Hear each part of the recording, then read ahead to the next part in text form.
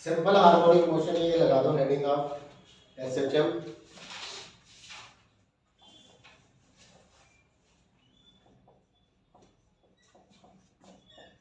Simple harmonic motion. हमने last class में देखा था, ये ऑसिलेटरी मोशन का सबसे सिंपलेस्ट केस है। तो इसमें आप लिख सकते हो the special and simplest form of oscillatory motion, the special and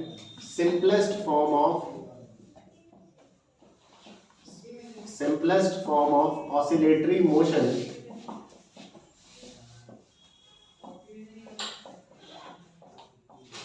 is SHM। यानी ऑसिलेटरी मोशन का सबसे सिंपलेस्ट पार्ट है ये, जिसमें पावर 1 रहती है। मैंने आपको बताया था ना फोर्स का क्या फॉर्मूला है, -k(x⁻n। ये कौन सा है, ये ऑसिलेटरी मोशन है। अब यहाँ पर अगर आप n की वैल्यू, सबसे पहली n की वैल्यू 1 डाल दोगे तो वो बन जाता है सिंपल हार्मोनिक मोशन। 3 डालोगे वो सिंपल हार्मोनिक मोशन नहीं है, 5 डालोगे वो नहीं है।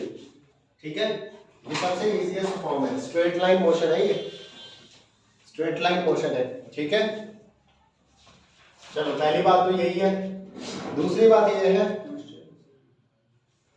Simple harmonic motion is an oscillatory motion in which simple harmonic motion is an oscillatory motion in which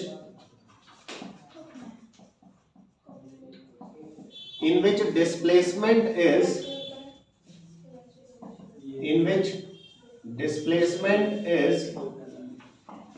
sinusoidal function of time। displacement is sinusoidal function of time. Sinusoidal का मतलब क्या होता है, मतलब जैसे मैथ्स में साइन और cos के ग्राफ होते हैं ना, साइन का ग्राफ होता है, कॉस का ग्राफ होता है, तो उनमें वेरिएशन ऐसे होती है वेव जैसी। साइन का ग्राफ वैल्यू 1 से लेकर -1 के बीच में वेरी करती रहती है साइन की वैल्यूज। कॉस की भी वैल्यूज 1 से और -1 के बीच में वेरी करती है। पता है ना क्या बोल रहा हूँ, जैसे ये ग्राफ होता है, यहाँ 1 है वैल्यू, यहाँ -1 है, तो साइन का कैसे शुरू होता है, 0 डिग्री पे 0 वैल्यू होती है, 90 डिग्री पे 1 होती है, फिर आगे ऐसे वेरिएशन रहती है। इस वेरिएशन को साइनोसॉइडल वेरिएशन बोलते हैं। अगर मैं कॉस की बात करूं तो कॉस का 0 डिग्री पे वैल्यू 1 होती है, 90 डिग्री पे 0 होती है, तो कॉस की वेरिएशन कुछ इस तरह से होती है, लेकिन वेरिएशन तो लगभग सेम ही है ना, है कि नहीं। तो साइनोसॉइडल वेरिएशन का मतलब क्या है कि डिस्प्लेसमेंट जो है वो साइन या कॉस के फंक्शन की तरह वेरी करता है विद द टाइम। जैसे साइन फंक्शन होता है, कॉस फंक्शन होता है, तो सिंपल हार्मोनिक मोशन में वेरिएशन साइनोसॉइडल टाइप की होती है। मतलब टाइम के साथ हमारा डिस्प्लेसमेंट कुछ इस तरह की वेरिएशन दिखाता है। वैल्यू बढ़ती है, फिर कम होती है, फिर और कम होती है, फिर बढ़ती है, फिर कम होती है, फिर बढ़ती है, ऐसे करके वेव टाइप की, आप कह सकते हो वेव टाइप की वेरिएशन आती है। ठीक है, यस और नो। इसको आप ऐसे करके लिख सकते हो, दैट इज, जैसे मैंने बोला डिस्प्लेसमेंट x है, अगर मैं बोल रहा हूँ कि simple harmonic motion x axis पे हो रहा है, 1 डायमेंशनल तो है ही है, लीनियर तो है ही है motion. Simple harmonic motion linear ही है ना, पावर 1 चलती है k की, x की पावर 1 होती है, तो x डायरेक्शन में अगर हो रहा है डिस्प्लेसमेंट, मीन पोजीशन से ऐसे ऐसे हिल रही है पार्टिकल, मीन पोजीशन से डिस्प्लेस हो रहा है, एसएचएम कर रहा है, तो कितना डिस्प्लेसमेंट है उसका मीन पोजीशन से, वो है x एक्सिस पे। फंक्शन किसका है, टाइम का है, तो टाइम के साथ x वेरी करेगा। फॉर्मूला क्या है, साइनोसॉइडल फंक्शन है। आप इसको sine omega t plus phi करके लिख सकते हो, sine omega t plus phi, आगे a लगा दो। देखो ये t के साथ वेरी कर रहा है, साइन का फंक्शन है, साइनोसॉइडल फंक्शन है। या फिर आप साइन नहीं लिखना चाहते तो आप कॉस भी लिख सकते हो, a cos omega t plus phi. इसको, ये ओमेगा टी है, इसको फाई कहते हैं। अब ये क्या चीज है, पहली बार ही आपके लिए अजीब सा लगेगा, पर आप इसको एक बार ध्यान से देखो, चाहे साइन लिखो चाहे कॉस लिखो, कोई गलत नहीं है, दोनों सही है, आपकी मर्जी। क्योंकि वेरिएशन बता रहा है ये दोनों की, और दोनों की वेरिएशन ऐसी होती है वेव टाइप की। ए यहाँ पे एम्पलीट्यूड है, ओमेगा एंगुलर वेलोसिटी या एंगुलर फ्रीक्वेंसी है, टी टाइम है, फाई एक नई टर्म इस बार इंट्रोड्यूस होगी जिसे फेज एंगल बोलते हैं। मैं समझाऊं कैसे। फाई एक नई टर्म इंट्रोड्यूस हो रही है, इसको क्या बोलते हैं? Phase angle. ठीक है, इतने को फेज एंगल बोलते हैं। ठीक है, तो आगे हम देखते हैं। इस तरह से वेरिएशन आती है। ये डिस्प्लेसमेंट की इक्वेशन है, आगे हम इस इक्वेशन को प्रूफ करेंगे, इसके डेरिवेशन है।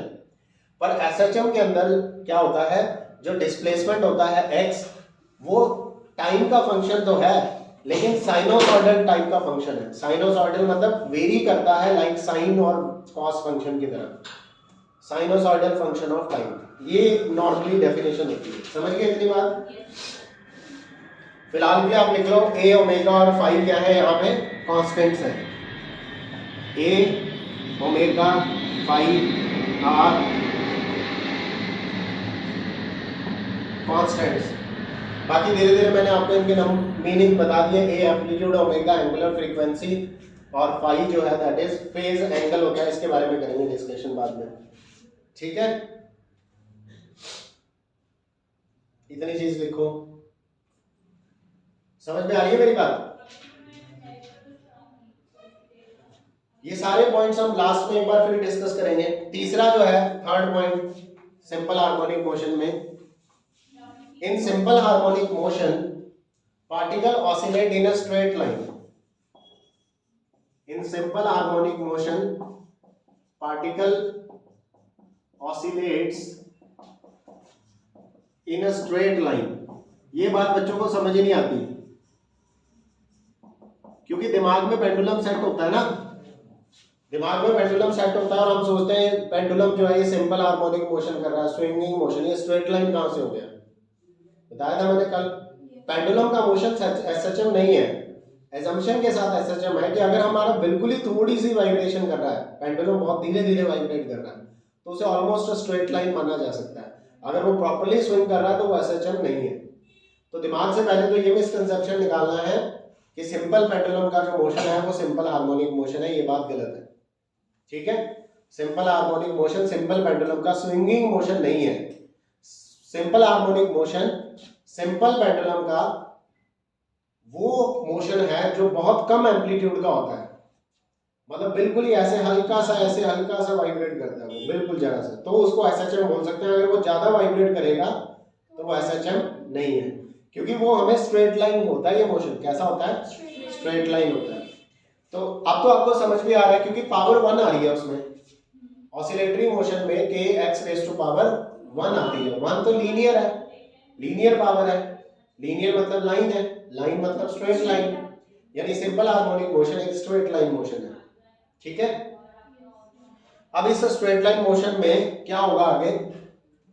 स्ट्रेट लाइन मोशन में ये इसकी डिफाइनिंग है, जो मैं लाइन लिखने जा रहा हूं ये डेफिनेशन है सिंपल हार्मोनिक मोशन की। ये जो तीसरा पॉइंट लिख रहे हैं एक्चुअल में यही ओरिजिनल डेफिनेशन है सिंपल हार्मोनिक मोशन की। इन simple harmonic motion particle oscillates in a straight line,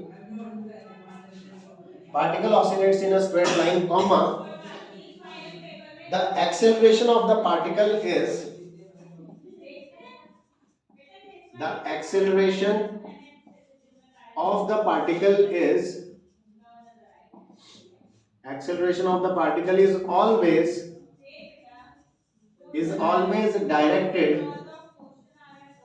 always directed towards mean position,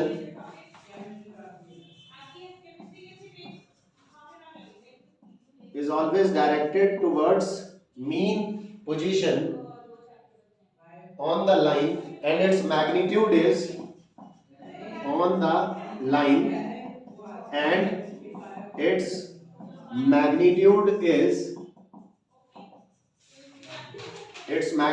is proportional to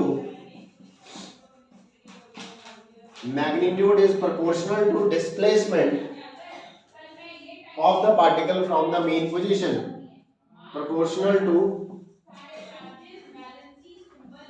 displacement of the particle from mean position, mean position लिख लो या चाहे centre of oscillation लिख लो,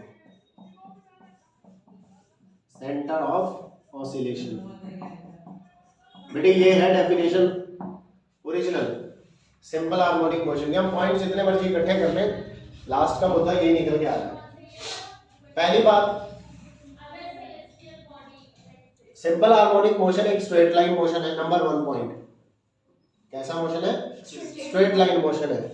और ऐसा motion है जिसमें जो पार्टिकल ऑसिलेट कर रहा है उसकी जो एक्सेलरेशन है, जो पार्टिकल ऑसिलेट कर रहा है उसकी जो एक्सेलरेशन है, उसकी एक्सेलरेशन की डायरेक्शन हमेशा मीन पोजीशन की तरफ है, डायरेक्टेड टुवर्ड्स मीन पोजीशन। यानी अगर पार्टिकल ये सेंटर ऑफ ऑसिलेशन है, यहाँ मीन पोजीशन है और पार्टिकल ऐसे ऐसे ऑसिलेट कर रहा है, सिंपल हार्मोनिक मोशन है, मान लो मीन पोजीशन यहाँ है, तो जब पार्टिकल यहाँ से यहाँ जाएगा तो एक्सेलरेशन की डायरेक्शन इस तरफ, समझ रहे हो?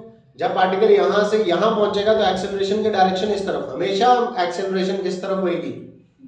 मीन पोजीशन की तरफ होगी। अगर पार्टिकल मीन पोजीशन के इस तरफ है तो एक्सेलरेशन इस तरफ, अगर पार्टिकल मीन पोजीशन के इस तरफ है तो एक्सेलरेशन इस तरफ। एक्सेलरेशन हमेशा मीन पोजीशन की तरफ ही होगी, डायरेक्शन जो एक्सेलरेशन की वो मीन पोजीशन की तरफ है। और ये तो होगी डायरेक्शन की बात एक्सेलरेशन की। और जो उसका मैग्नीट्यूड है, किसका?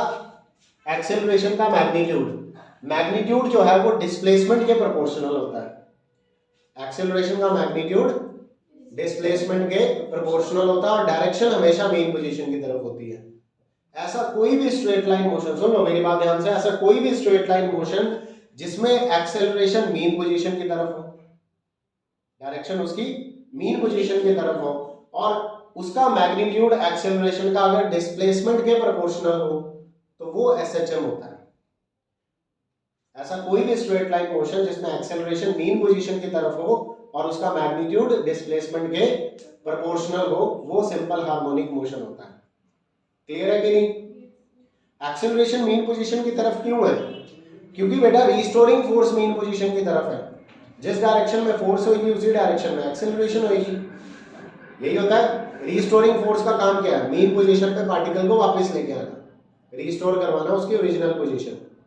तो क्योंकि फोर्स रिस्टोरिंग टाइप की है, वो हमेशा मीन पोजीशन की तरफ लगेगी फोर्स, इसलिए एक्सेलरेशन भी हमेशा मीन पोजीशन की तरफ होगी। समझ रहे हो कि नहीं?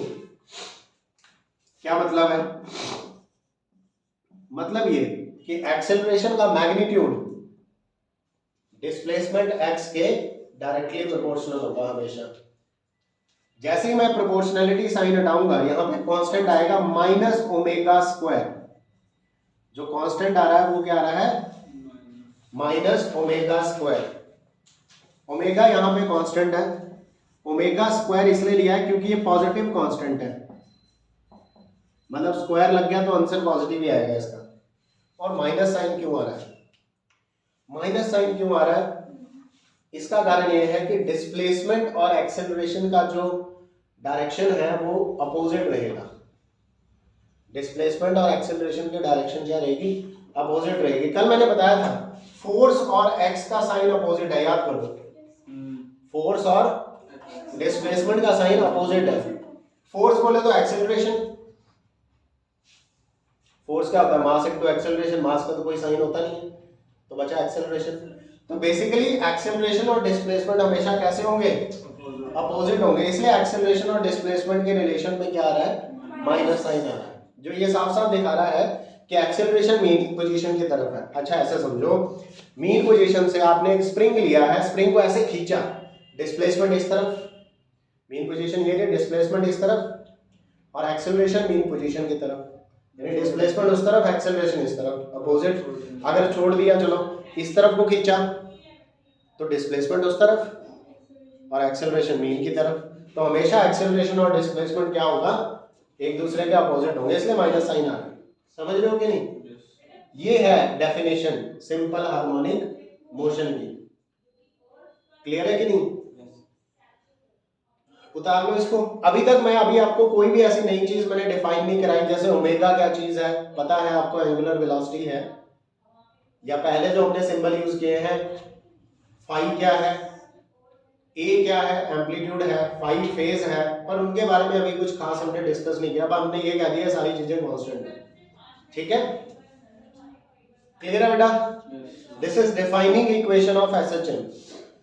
अलग अलग बुक्स में या अलग अलग जगह पे आप अगर स्कूल में भी जब एसएचएम शुरू होगा तो देख लेना, वो आपको ये बोलेंगे या मोस्टली ऐसे बोलेंगे कि x is equal to a sine omega t या omega t plus five, similar कुछ इस तरह का लिखेंगे कि ये एसएचएम की इक्वेशन है, ऐसा कुछ बोलेंगे। ये नहीं है, ये एसएचएम की इक्वेशन नहीं है, ये है ओरिजिनल इक्वेशन एसएचएम की। समझ रहे हो कि नहीं? हमने सिर्फ, हाँ ये बात सही है कि सिंपल हार्मोनिक मोशन में डिस्प्लेसमेंट टाइम का साइनोसॉइडल फंक्शन होता है। डिस्प्लेसमेंट टाइम का साइनोसॉइडल फंक्शन होता है, यानी टाइम पे डिपेंड करता है डिस्प्लेसमेंट। हर टाइम पे अलग अलग डिस्प्लेसमेंट होगा अगर कोई पार्टिकल ऑसिलेशन कर रहा है, एसएचएम कर रहा है, बात सही है, पर ये उसकी डिफाइनिंग इक्वेशन नहीं है। अगर आपको एसएचएम का कोई पूछे तो this is the defining equation of SHM. ये जो पूरी डेफिनेशन लिखी है इसलिए स्टार लगा, ठीक है? कुछ चीजों में मैं ज्यादा फोकस करता हूं क्योंकि वो चीज ज्यादा इंपॉर्टेंट है, ठीक है कि नहीं? उतार लो फटाफट इसको, कंटिन्यू रखना। हमने तीनों पॉइंट लिख लिया एसएचएम का। पहला पॉइंट क्या था? हमने कहा ऑसिलेटरी मोशन का सबसे सिंपलेस्ट केस है simple harmonic motion. Oscillatory motion कई तरह के होंगे। अब हो सकता है कि पेंडुलम का ये जो मोशन है ये ऑसिलेटरी है। स्विंगिंग मोशन कैसा है? ऑसिलेटरी है, पर स्ट्रेट लाइन तो नहीं है, तो ये ऑसिलेटरी मोशन होगा। हो सकता है पावर 3 वाला हो या पावर 5 वाला हो या पावर 7 वाला हो, पर सिंपल हार्मोनिक मोशन नहीं है। सिंपल हार्मोनिक मोशन पावर 1 वाला होगा, यानी स्ट्रेट लाइन वाला होगा, एक लाइन में होगा ये मोशन। समझ रहे हो ना? ये बात तो क्लियर होगी कि simple pendulum simple harmonic motion नहीं है। सिर्फ तभी होगा जब उसका एम्पलीट्यूड कम होगा। बहुत ज्यादा एम्पलीट्यूड होगा तो वो स्विंगिंग मोशन, ऑसिलेटरी मोशन तो है लेकिन ऑसिलेटरी मोशन का सिंपल हार्मोनिक मोशन नहीं है, ठीक है? तो पहला पॉइंट हमने लिखा simple harmonic motion oscillatory motion का सबसे सिंपलेस्ट केस है, सबसे इजी केस है सिंपल हार्मोनिक मोशन, ठीक है? दूसरी बात हमने लिखी कि सिंपल हार्मोनिक मोशन में डिस्प्लेसमेंट टाइम का फंक्शन होता है, साइनोसॉइडल फंक्शन होता है, ठीक है? तीसरी चीज हमने, जो सबसे मेन बात है इसकी सिंपल हार्मोनिक मोशन की, वो ये कि एक्सेलरेशन हमेशा मेन पोजीशन की तरफ होती है और उसका जो मैग्नीट्यूड है वो डिस्प्लेसमेंट के प्रोपोर्शनल होता है। ये है इक्वेशन एसएचएम की ओरिजिनल, ठीक है कि नहीं? ये हो गया एसएचएम के बारे में, लिख लिया इतना। डायग्राम बनाएंगे हम। हो सकता है आपको पेंडुलम से समझाएं, क्लियर कर लेना, ठीक है? मैं किसी भी टीचर्स के बारे में नहीं बोल रहा। जब मुझे कम नॉलेज थी मैं भी ऐसे ही समझता था, सबको कहता था पेंडुलम का देख लो, पर विद टाइम मुझे लग गया पता, है कि नहीं? नॉलेज के साथ साथ जैसे जैसे पहले धीरे धीरे टाइम लगता है हर चीज में। तो आपको पहले ही बता दिया गया है कि अगर कोई पेंडुलम का मोशन हो रहा है तो उससे इजी लगता है समझना कि वो एसएचएम है, लेकिन एक मिसकंसेप्शन तैयार हो जाता है वहां से, ठीक है? हम बस ये मान के चलो कि पेंडुलम का मोशन हो रहा है, बहुत कम एम्पलीट्यूड में हो रहा है और लगभग स्ट्रेट लाइन मोशन है, ठीक है कि नहीं? चलो फिगर बना लो, पहले भी बनाई है, इसमें सारी चीजें मार्क कर देंगे हम। वैसे मैंने पहले भी बताया था आपको, वो वाइब्रेशन वाला बनाया हुआ है ना सबने, हाँ, तो उसमें सारी चीजें मार्क कर ही रखी हैं। मोटा मोटा फिर से बना लो। जैसे बेटा हमारे पास यहाँ पर ये हमने ले ली मीन पोजीशन, क्या ले ली? x इज इक्वल टू 0, हाँ बना लो, मीन पोजीशन है। उसके बाद यहाँ पर पार्टिकल यहाँ आ गया, ये एक्सट्रीम पोजीशन है। ये बेटा मान लो x is equal to -a क्योंकि मैक्सिमम एम्पलीट्यूड आ चुका होगा, और ये x is equal to +a, ये एक्सट्रीम पोजीशन है, ये एक्सट्रीम है और ये भी एक्सट्रीम है। इमेजिन करना पार्टिकल ऐसे ऐसे जा रहा है, तो बेटा इधर को डिस्प्लेसमेंट ऐसे होगा, डिस्प्लेसमेंट होगा पॉजिटिव, तो फोर्स होगी इस तरफ, तो फोर्स होगी नेगेटिव और एक्सेलरेशन भी इसी तरफ। यस और नो? क्लियर है? मेन पोजीशन की तरफ। अगर पार्टिकल इस तरफ है तो डिस्प्लेसमेंट इस तरफ जो कि होगा नेगेटिव, रीस्टोरिंग फोर्स होगी इस तरफ, ये होगी पॉजिटिव क्योंकि उस तरफ वाली डायरेक्शन पॉजिटिव है, एक्सेलरेशन भी पॉजिटिव इस तरफ मेन पोजीशन की तरफ होगी। समझ रहे हो? आ रही है मेरी बात समझ? फोर्स की वैल्यू भी लिख ले अब तो, क्योंकि अब हमें एसएचएम की इक्वेशन पता है। क्या है एसएचएम की? एक तो ये वाली इक्वेशन है। फोर्स वाली इक्वेशन क्या है? Minus k x raise to power 1। यही होता है हमारा क्या? सिंपल हार्मोनिक मोशन वाली फोर्स ये है, रीस्टोरिंग फोर्स। ठीक है, तो इस वाली फोर्स की वैल्यू क्या आएगी? माइनस के एक्स, इसका क्या है? माइनस एक्स, पावर तो 1 ही है, तो क्या आंसर आएगा? प्लस के एक्स आएगा आंसर। यानी यहां पर जो फोर्स लग रही है रीस्टोरिंग फोर्स, वो के एक्स है, पॉजिटिव। लेकिन पता भी चल रहा है, ठीक है, क्योंकि एक्स नेगेटिव था ना इसका। अच्छा, ये वाली जो फोर्स है इस तरफ जो लग रही है, F is equal to minus k x, कैसा है? पॉजिटिव ही है, प्लस एक्स ही है, पावर 1, तो आंसर क्या आएगा? माइनस के एक्स, नेगेटिव आ रही है फोर्स। अब आपको पता है कि जब पार्टिकल को आपने ऐसे खींचा है तो रीस्टोरिंग फोर्स इतनी लग रही है माइनस के एक्स। जब पार्टिकल को आपने यहां से ऐसे खींचा है तो रीस्टोरिंग फोर्स ये लग रही है प्लस के एक्स। ठीक है कि नहीं? फॉर्मूला वही है माइनस के एक्स, उसमें एक्स कभी नेगेटिव हो जाता है कभी पॉजिटिव हो जाता है, डिपेंड करता है कि आप पार्टिकल किस तरफ ले लें। समझे या नहीं? लिख लिया इतना? अगर बेटे वेलोसिटी की बात करूं, इस पोजीशन पर यहां पर वेलोसिटी हो जाती है 0। वेलोसिटी क्या हो जाती है? 0। रुक जाता है ना पार्टिकल एक बार के लिए, यहां से जाता है एकदम से ऐसे लास्ट में रुक जाता है, फिर आता है वापस। तो एक्सट्रीम पोजीशन पे पार्टिकल जाके एक मोमेंट के लिए रुकता है, एक मोमेंट के लिए उसकी स्पीड क्या हो जाती है? उस टाइम के लिए 0 हो जाती है ना? ऐसे इधर भी क्या रहेगी? 0 रहेगी। लेकिन यहां पर बेटा मैक्सिमम होगी वेलोसिटी, मीन पोजीशन पर मैक्सिमम होती है। ठीक है, पार्टिकल यहां से पहले इसकी यहां पे स्पीड मैक्सिमम है, फिर धीरे धीरे कम हो रही कम हो रही है कम हो रही है, यहां आते आते 0, फिर वापस आ रहा, बढ़ रही है बढ़ रही है बढ़ रही है, यहां तक मैक्सिमम होगी, फिर कम हो रही है कम हो रही है कम होते होते होते यहाँ 0, फिर वापस जा रहा है, बढ़ रही है बढ़ रही है बढ़ रही है, यहाँ तक मैक्सिमम, और यही चीज रिपीट होती रहती है। ठीक है, स्ट्रेट लाइन मोशन है, एसएचएम है, पार्टिकल ऑसिलेटरी मोशन है, फोर्स इस टाइप की इक्वेशन फॉलो करना है, माइनस के एक्स। इसी से हम स्प्रिंग एनर्जी निकालते हैं, इसी फॉर्मूला से, जो क्वेश्चन मैंने डाला था स्प्रिंग एनर्जी, इसी फॉर्मूला से निकालते हैं। इसको इंटीग्रेशन करोगे एफ डी एक्स को, एफ डी एक्स, इसकी इंटीग्रेशन कर दो, आपको स्प्रिंग में पोटेंशियल एनर्जी मिल जाएगी। सर के यस, समझ रहे हो? एफ की जगह क्या डाल दोगे? माइनस के एक्स डाल देना, क्योंकि यही तो है इक्वेशन स्प्रिंग के भी। स्प्रिंग भी एसएचएम कर रहा होता है, स्प्रिंग भी क्या कर रहा होता है? SHM, spring simple harmonic motion होता है उसका, इसलिए वो वही वाली फोर्स फॉलो करता है इक्वेशन, माइनस के एक्स। इसको इंटीग्रेट कर दोगे के कॉमन लेके, एक्स के इंटीग्रेशन, तो आपको स्प्रिंग की पोटेंशियल एनर्जी मिल जाती है, जो टेस्ट में डाला था क्वेश्चन। ठीक है, समझ आ रही है मेरी बात? चलो आगे कंटिन्यू करते हैं। फिगर बन गई। ये क्या कहां से चल रहा है एसएचएम? जहां से डेफिनेशन स्टार्ट की है, शुरू से एक ही टॉपिक चल रहा है, आगे से आगे मैं पहले पॉइंट्स क्लियर कर रहा हूं। फिगर बन गई। अब फिर से हम बेस से उठाते हैं, शॉर्ट शॉर्ट में लिख लेते हैं। For oscillatory motion, for oscillatory motion F क्या था बेटा? Minus k x raise to power n था। ऑसिलेटरी के लिए minus k x raise to power n था, एन की वैल्यू ऑड है, 1 3 5 7 एंड सो ऑन। ठीक है, for simple harmonic motion n की वैल्यू क्या हो जाएगी? 1 हो जाएगी, तो फोर्स की वैल्यू क्या हो जाएगी? Minus k x, simple harmonic motion के लिए हो जाएगी। यहां तक समझ गए? अब फोर्स से हम क्या निकालेंगे? एक्सेलरेशन। अब बेटे इसके बाद, इसी के बाद फोर्स निकल गई, so therefore acceleration of particle, acceleration of particle is A is equal to force upon mass, acceleration यही होगी, F is equal to ma होता है, तो A हो गया F by m। फोर्स कितनी है?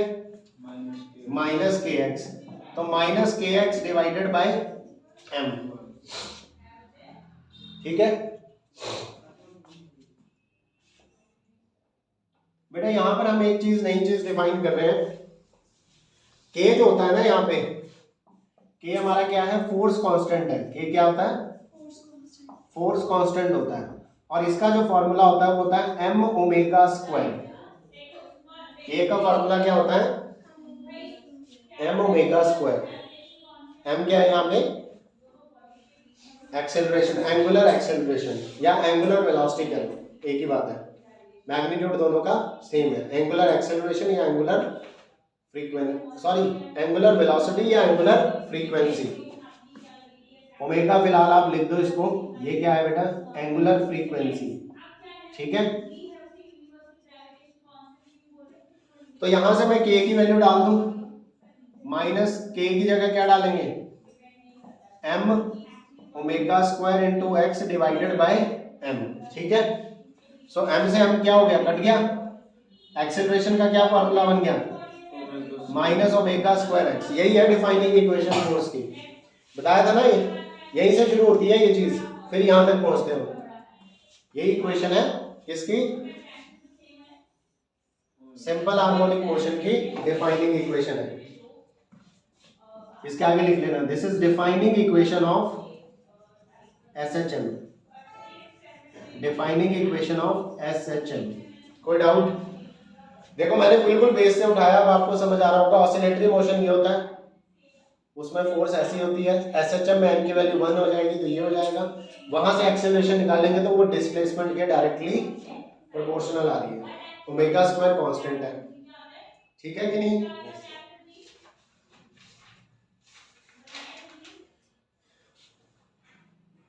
तो अगर आपसे एक बार के लिए कोई भी पूछ ले what is simple harmonic motion, और अच्छे खासे बड़े नंबर में क्वेश्चन है what is simple harmonic motion, तो आपने वो जो तीसरा पॉइंट है वो लिखो, और उसके बाद ये छोटा सा पार्ट कर दो, ये डेरिवेशन, हाँ छोटी सी, डेरिवेशन तो नहीं है, बस काम नाम के लिए है, पर इससे आपको सिंपल हार्मोनिक मोशन बिल्कुल क्लैरिटी से आ रहा है समझ कि ऑसिलेटरी मोशन का टाइप है सिंपल हार्मोनिक मोशन, सबसे सिंपलेस्ट फॉर्म है इसकी। और उसके बाद जब हमने फोर्स से एक्सेलरेशन निकाली तो एक्सेलरेशन डिस्प्लेसमेंट के डायरेक्टली प्रोपोर्शनल आ रही है। नेगेटिव साइन साफ साफ इंडिकेट कर रहा है कि डायरेक्शन मीन पोजीशन की तरफ है एक्सेलरेशन की, ठीक है। कोई डाउट?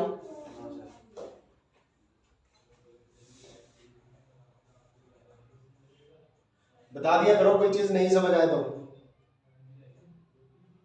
अभी इसके साइन से गड़बड़ तो नहीं लग रही कुछ आपको? यहाँ बच्चे काफी कंफ्यूज होते हैं क्योंकि कभी माइनस के एक्स लिखा मिलता है, कभी के एक्स लिखा मिलता है। दिमाग में पिक्चर बनाओ, के एक्स या माइनस के एक्स क्यों लिखा मिलता है, क्योंकि एक्स की वैल्यू नेगेटिव हो सकती है। जहां एक्स की वैल्यू नेगेटिव हो जाएगी वहां फोर्स पॉजिटिव दिखेगी आपको, जहां एक्स की वैल्यू नेगेटिव होगी वहां फोर्स पॉजिटिव दिखेगी आपको। हाँ फोर्स अदरवाइज उल्टे साइन होते हैं हमेशा, ठीक है। डन। इसके बाद अब हमने करना है equation of motions in SHM. Simple harmonic motion में भी हमें इक्वेशंस ऑफ मोशन निकालनी है। आपने पहले भी पढ़ी है equations of motion Newton chapter में, s is equal to ut plus half at square, है ना, या v is equal to u plus at, या s v square minus u square is equal to 2as। ये क्या थी, ये equations of motion है, इन्हीं को बोलते हैं equations of motion. Equation of motions क्या है, ऐसी इक्वेशन जिससे हमें मोशन के बारे में कुछ पता चले, ऐसी इक्वेशन जिससे हमें मोशन के बारे में कुछ पता चले। इस इक्वेशन से हमें पता चलता है कि क्या डिस्प्लेसमेंट है, अगर कोई बॉडी मूव कर रही है तो उसने कितना डिस्प्लेसमेंट कवर किया। इन दो इक्वेशन से पता चलता है कि वेलोसिटी कितनी है। यानी ऐसी कोई भी इक्वेशन जिससे हमें वेलोसिटी, डिस्प्लेसमेंट या एक्सेलरेशन मिले, ऐसी कोई भी इक्वेशन जिससे हमें वेलोसिटी, डिस्प्लेसमेंट या एक्सेलरेशन का पता चले तो वो इक्वेशन ऑफ मोशन ही होगी। जैसे इसे भी इक्वेशन ऑफ मोशन कहा जा सकता है क्योंकि इससे हमें क्या मिल रही है, एक्सेलरेशन मिलती है। अगर हम ऐसी इक्वेशंस निकाल दें जिससे हमें वेलोसिटी मिले या फिर डिस्प्लेसमेंट मिले तो वो इक्वेशन ऑफ मोशन ही होगी। क्योंकि बेटा मोशन में क्या चीजें निकालोगे, टाइम तो निकालने से है। कोई चीज मूव कर रही है तो हम बोलेंगे कि हाँ जी मूव कर रही है, तो किस वेलोसिटी से कर रही है मूव, क्या उसकी एक्सेलरेशन है, कितना वो डिस्प्लेस कर रही है इतने टाइम में। यही सब चीजें मोशन से रिलेटेड है। शुरू के चैप्टर्स में हमने यही तो देखा है, एक्सेलरेशन निकाली, डिस्प्लेसमेंट निकाला, वेलोसिटी निकाली, इन्हीं को इक्वेशंस ऑफ मोशन कहते हैं। अब सिंपल हार्मोनिक मोशन में भी हम करेंगे।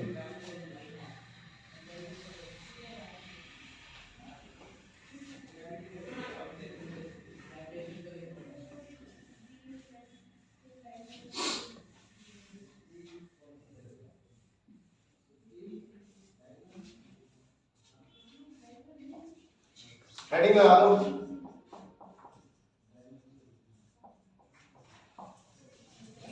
Equations of motion in simple harmonic motion. अच्छा ऐसे समझ नहीं आएगा तो ब्रैकेट में लिख लेना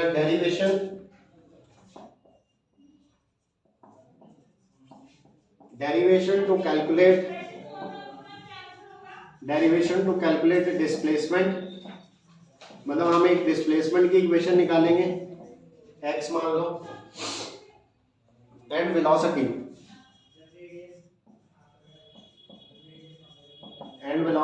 v as a function of time।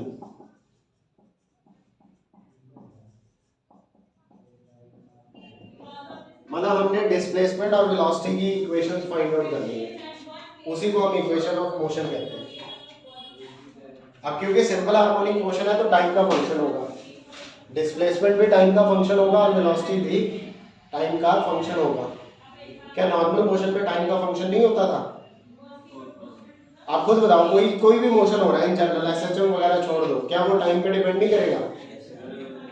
इस टाइम पे उसका डिस्प्लेसमेंट कम है, किसी और टाइम पे कुछ और होगा, मतलब टाइम का फंक्शन तो हमेशा ही होता है डिस्प्लेसमेंट और वेलोसिटी भी। क्योंकि जब कोई चीज मूव कर रही है तो हमें क्या पता, अगर वो वेरिएबल स्पीड से मूव कर रही है तो उसकी अभी वेलोसिटी कुछ और है, कुछ टाइम के बाद उसकी वेलोसिटी कुछ और होगी, कुछ टाइम के बाद कुछ और होगी। यानी मोशन चाहे कोई भी हो, होता तो टाइम का फंक्शन ही है। बट एसएचएम में क्या यूनिकनेस है?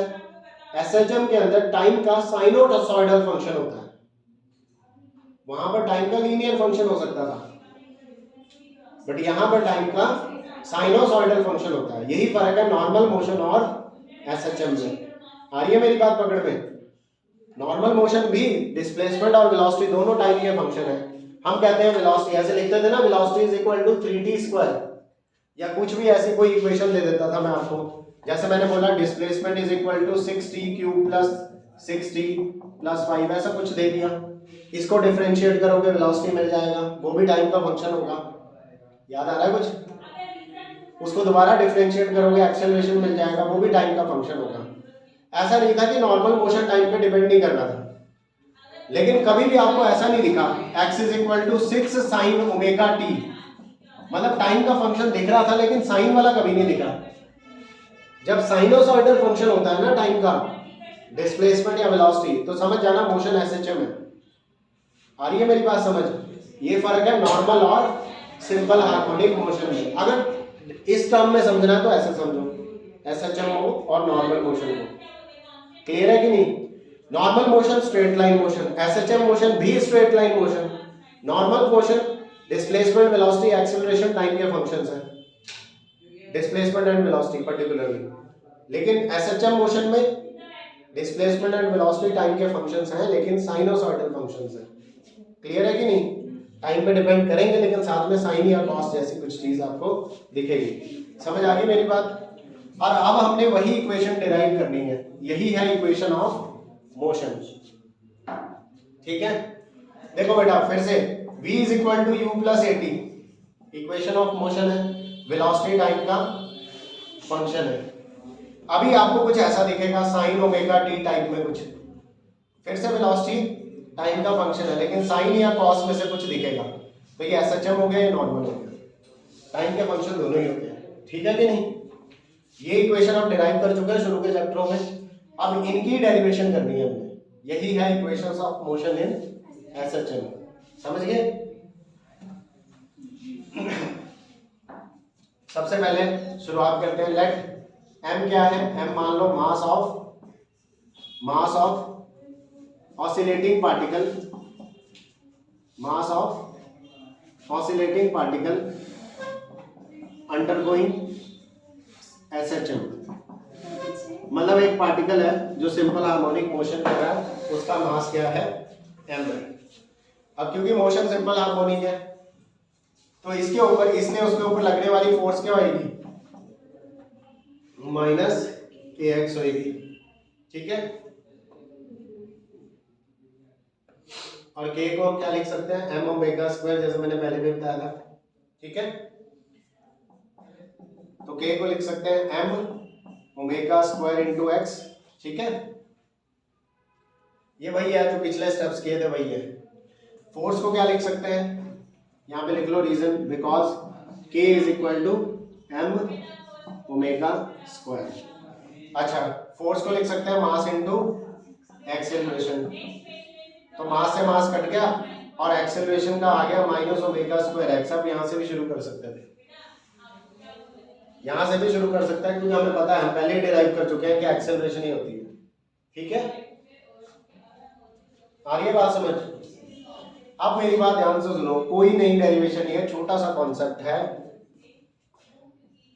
अगर मैं x क्या है हमारा डिस्प्लेसमेंट, अगर मैं इसके डिफरेंशिएशन कर दूं तो मिलती थी वेलोसिटी, और अगर मैं दोबारा से इसकी डिफरेंशिएशन कर दूं तो मिलती थी एक्सेलरेशन। अब हमने उल्टा जाना है, पहले ऐसे आ गया। एक्सेलरेशन हमारे पास है, क्योंकि हमें पता है एसएचएम की एक्सेलरेशन यही होती है, माइनस ओमेगा स्क्वायर एक्स। अब इसका उल्टा, डिफरेंशिएशन का उल्टा इंटीग्रेशन। अगर एक्सेलरेशन की इंटीग्रेशन करेंगे तो मिलेगी वेलोसिटी, फिर जब वेलोसिटी की इंटीग्रेशन करेंगे तो मिलेगा डिस्प्लेसमेंट। यही तो दो चीजें निकालनी है। एक्सेलरेशन हमें पता है, इसकी इंटीग्रेशन करेंगे वेलोसिटी मिल जाएगी, उसके दोबारा से इंटीग्रेशन करेंगे डिस्प्लेसमेंट मिल जाएगा, और डेरिवेशन खत्म। समझे या नहीं? अब तक आपको ये चीज समझ में आ गई होगी कि ये चीज सिंपल हार्मोनिक मोशन है, ये इक्वेशन सिंपल हार्मोनिक मोशन की है। मैं फिर भी पीछे से ला रहा हूं बार बार कि आपको क्लैरिटी रहे कि ये इक्वेशन से यहां आती है, ठीक है कि नहीं। अब करते हैं इसकी डिफरेंशिएशन, इतना लिख लो, आगे कंटिन्यू करना हमने। ऊपर वाला लिख लिया,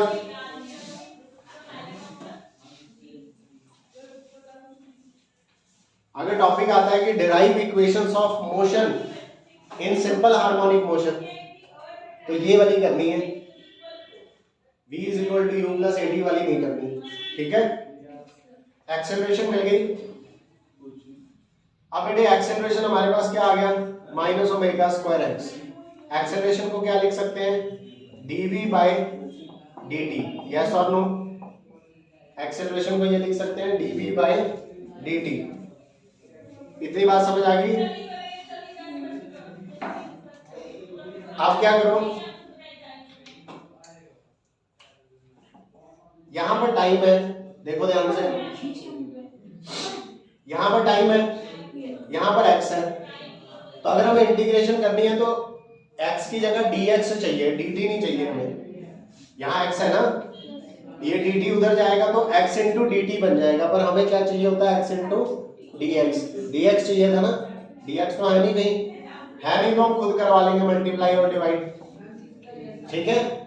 क्या करेंगे हम, dx से मल्टीप्लाई और dx से डिवाइड, ठीक है। इससे क्या होगा, इससे क्या होगा कि ये dx उधर जाएगा और x dx बन जाएगा और हम इंटीग्रेशन कर पाएंगे। आ रही है मेरी बात समझ? अब बेटे ध्यान से अगले स्टेप देखो, थोड़ा सा रीअरेंज कर लो, dv यही रहने दिया, dx साथ में और dx के नीचे dt, और ये वाला dx उधर ले गया तो क्या बन गया, omega square x into dx। देखो एक dx उधर ले गया, dx बाई dt यहां लिख दिया और dv ऐसे ही, और dx बाई dt क्या होता है, वेलोसिटी। पहले भी कर चुके हैं हम ये चीजें, इसने किया भी है किसी ने, वर्क एनर्जी थ्योरम के डेरिवेशन में ये स्टेप करते हैं हम लोग। वर्क एनर्जी थ्योरम में जब आप करते हो ना मास इनटू एक्सेलरेशन, तो एक्सेलरेशन की वैल्यू डालते हो आप v इनटू dv करके वाला फॉर्म में डालते हो ना, ये वही चीज है, वही कर रहा हूं मैं फिर से। चलो ठीक है, यहां तक पकड़ के होंगे। यहां से ये चीज क्या बन गई बेटा, वेलोसिटी। तो इसको हम क्या लिख सकते हैं, इसको लिख सकते हैं v into dv is equal to minus omega square x into dx। अब एकदम सेट हो गया काम, v के साथ dv है और x के साथ dx है। अब इंटीग्रेशन हो जाएगी, है ना। अब क्या करेंगे, दोनों तरफ इंटीग्रेट कर दो, इंटीग्रेट बोथ साइड्स। यहां पर आएगा बेटा इंटीग्रेशन ऑफ v dv और यहां पर आएगा integration of minus omega square x into D x. Limit set कर दे। मान लो कि शुरू में डिस्प्लेसमेंट x 0 था मीन पोजीशन में जब थी बॉडी, फिगर में मैं बना दूंगा, और कुछ टाइम के बाद डिस्प्लेसमेंट हो गया x। जब मीन पोजीशन पे था तो मान लो कि इसकी जो वेलोसिटी थी मीन पोजीशन पे वो थी v0 और बाद में वेलोसिटी हो गई v। ठीक है कि नहीं? क्या कह रहा हूँ, आज साइड में फिगर भी बना लो तो ज्यादा क्लियर हो जाएगा। हमारा जो पार्टिकल है वो यहां पर है मीन पोजीशन पे, x is equal to 0 mean position, x is equal to 0 mean position है। पर हम पार्टिकल जो है थोड़ी देर में ऑसिलेट तो कर ही रहा है। बना लेना ये फिगर, तभी क्लैरिटी आएगी आपको।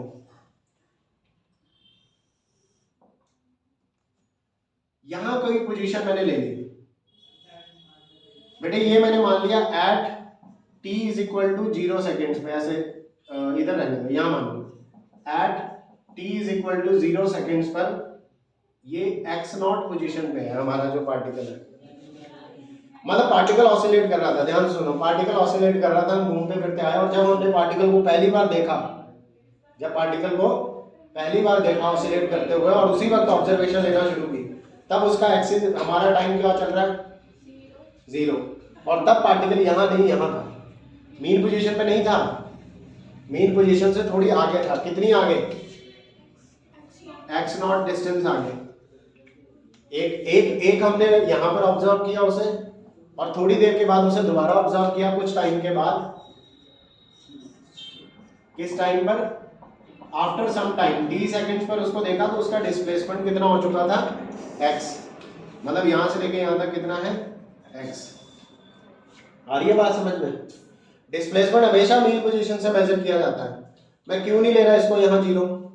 हम जनरल केस करते हैं हमेशा, मैं कभी भी सिंपलेस्ट केस नहीं कराता, पहले जनरल केस कराता हूं, ताकि जब वैल्यूज चेंज हो तो आपको पहले से ही पता हो। आप चाहें तो x 0 को 0 ले लें, आप मान लो कि यहां पर टाइम 0 था, उसके बाद बहुत ही इजी हो जाता है, लिमिट्स 0 टू x हो जाती, यहां पर वेलोसिटी मैक्सिमम टू कुछ और आ जाती। पर हम एक जनरल केस करते हैं कि हमारा पार्टिकल ऑसिलेट कर रहा था। अब जैसे कि देखो, आप ऐसे समझो, जैसे ये पार्टिकल ऑसिलेट कर रहा है, ठीक है, मैंने दीपक को बोला दीपक ऑब्जर्वेशन लो, 2 ऑब्जर्वेशन लो, तो क्या गारंटी कि वो आप मेन पोजीशन पे ही स्टार्ट करोगे ऑब्जर्वेशन लेना? कोई गारंटी है कहीं से भी? ये तो ऑसिलेट कर ही जा रहा है। मैंने दीपक को बोला ऑब्जर्वेशन लो, अब दीपक ने निकाली अपनी स्टॉप वॉच, और पहली बार जब उसने स्टॉप वॉच पे क्लिक किया तब पार्टिकल मीन पे नहीं था, यहाँ था, मतलब तब उसके t इज इक्वल टू 0 पे पार्टिकल मीन से कुछ डिस्टेंस दूर था। ये ऑब्जर्वेशन ले ली, उसके बाद पार्टिकल ऑसिलेट कर ही जा रहा है, और आफ्टर सम टाइम मैंने फिर बोला दीपक को कि भाई ऑसिलेशन, फिर से ऑब्जर्वेशन लो, टाइम स्टॉप वॉच में चली जा रहा है, 0 से बढ़ता जा रहा है, बढ़ता जा रहा है। 15-20 सेकंड के बाद बोला कि एक ऑब्जर्वेशन और लो, तब पार्टिकल यहाँ था, दूसरी ऑब्जर्वेशन x आई। समझ रहे हो कि नहीं? जरूरी थोड़ी है मीन पे ही रहेंगे हर बार 0, यस और नो?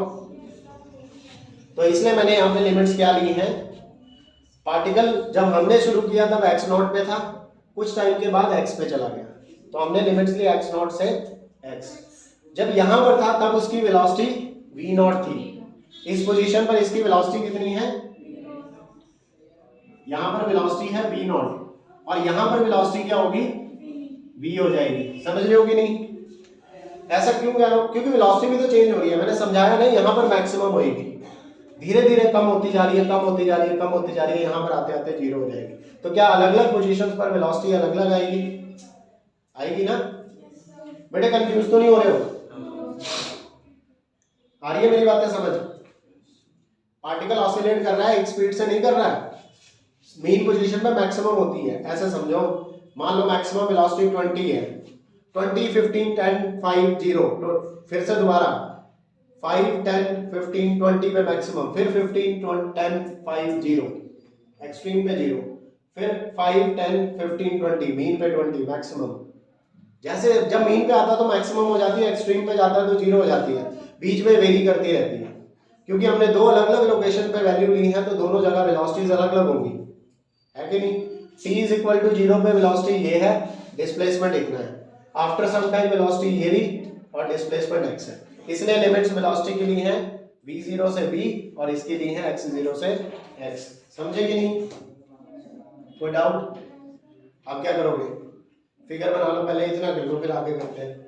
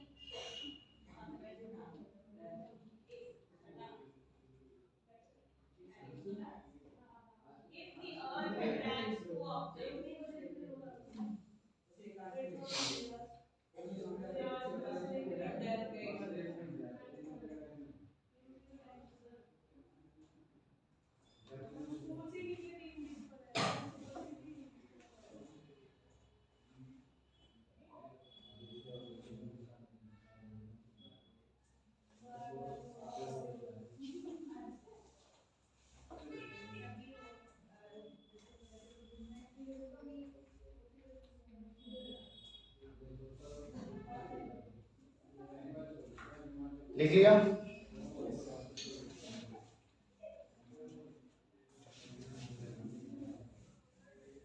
तो बेटा v की इंटीग्रेशन क्या होगी, v² 2, पता है ना। आपने समझ चाहिए गलत किया टेस्ट में इंटीग्रेशन, v की इंटीग्रेशन क्या होती है, v²/2। कहां से कहां तक लिमिट्स डालेंगे, v0 से v तक, और इसकी -ω² कांस्टेंट है, बाहर निकल गया, और x की इंटीग्रेशन x²/2, लिमिट्स कहां से कहां तक, x0 से x तक, ठीक है। इंटीग्रेशन आती है अब तो। फॉर्मूला कौन सा यूज किया है, x⁻n+1 divide by n+1। Solve करते हैं, ये आएगा बेटा v² minus v0² divided by 2 divided by 2, उधर डालेंगे -ω², पहले आएगा x²/2, फिर आएगा -x0²/2, ठीक है।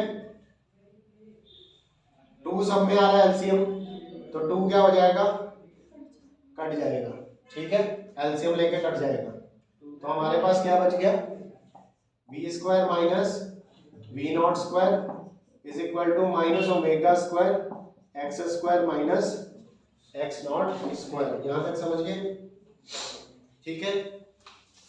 इसके बाद ये -v0² उधर जाएगा, बन जाएगा +v0², यहाँ बनेगा -ω² x², फिर माइनस माइनस प्लस +ω² x0², ठीक है।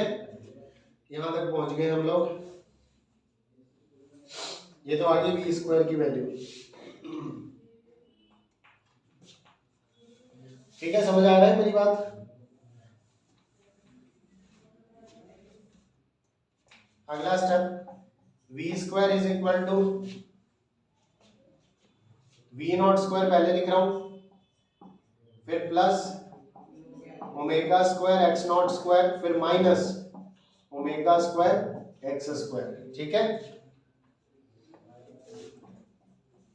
थोड़ा सा आगे पीछे कर दिया, प्लस वाली टर्म पहले माइनस वाली बाद में, इधर ध्यान देते रहना। ω² कॉमन लेने वाला हूं मैं, जैसे ही मैं ω² कॉमन लूंगा, इससे और इससे तीनों से ही ले लूंगा, अंदर क्या बचेगा ध्यान से देखना, इसके पास ω² है, जिसके पास नहीं है उसका डिवाइड में चला जाता है, तो ये बन जाएगा v0² ω² प्लस इसके पास है, बाहर आ गया तो बचेगा क्या, x0² माइनस इसके पास है, इसके पास बचेगा एक्स स्क्वायर, समझे?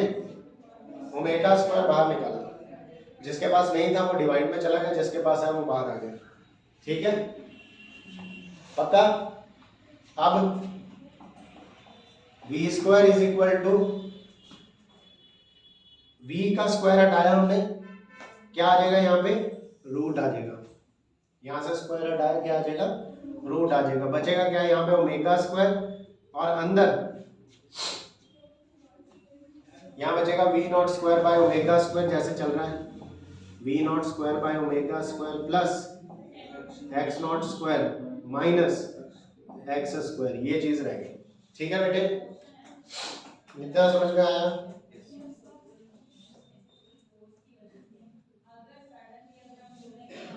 ओमेगा स्क्वायर रूट के बाहर आ सकता है, क्योंकि वो अलग से मल्टीप्लाई हो रहा है, तो वो स्क्वायर और रूट बाहर आ जाएगा। बचेगा क्या? v is equal to omega आ गया बाहर, अंदर क्या बचा? Under root of this term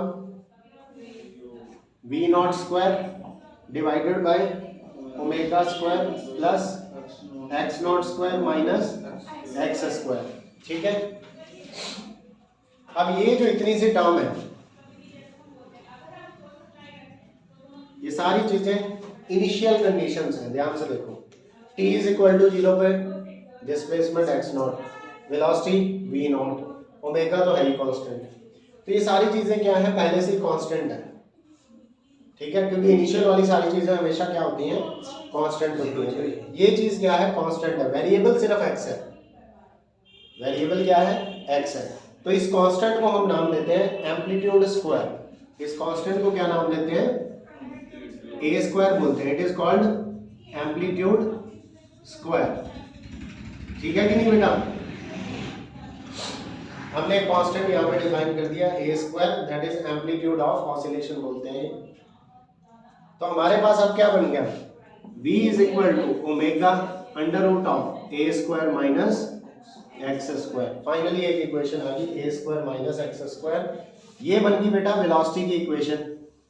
ठीक है, ये बन गई हमारे पास वेलोसिटी की इक्वेशन। ऐसे ही हम यहां से डिस्प्लेसमेंट, अब इसकी अगर हम लोग क्या करें, इसके दोबारा से इंटीग्रेशन करें तो हमें डिस्प्लेसमेंट मिलेगा।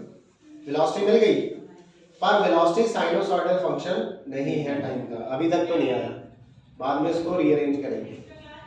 एक बार इतने मिल गई। ठीक है, very important equation, v is equal to a omega under root of a square minus x square. Last में मैं सारे रिजल्ट एक बार क्लब करके लिखूंगा याद करने के लिए आपके। ठीक है, यहां तक समझ गए? इसकी दोबारा से इंटीग्रेशन करेंगे तो हमें क्या मिलेगा? डिस्प्लेसमेंट मिलेगा। तो वो फिर नेक्स्ट क्लास में करते हैं, टाइम हो गया ज्यादा, यहां तक उतार के रखो। ठीक है, समझ में आ रही है मेरी बातें?